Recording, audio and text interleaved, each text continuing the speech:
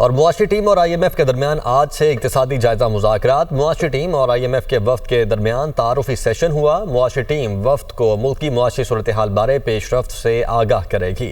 IMF mission के साथ मुज़ाकरात आइंदा हफ्ते तक जारी रहेंगे। IMF ने हुकूमत से रेवेन्यू शॉर्टफॉल पर रिपोर्ट तलब कर रखी है।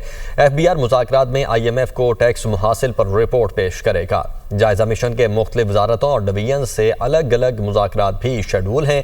पावर सेक्टर से मुतालिक इस्लाहाती अमल और अहदाफ बारे पेशरफ्त का जायजा शामिल है।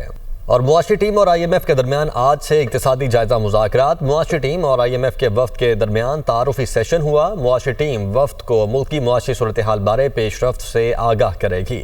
IMF मिशन के साथ मुज़ाकरात आइंदा हफ्ते तक जारी रहेंगे। IMF ने हुकूमत से रेवेन्यू शॉर्टफॉल पर रिपोर्ट तलब कर रखी है।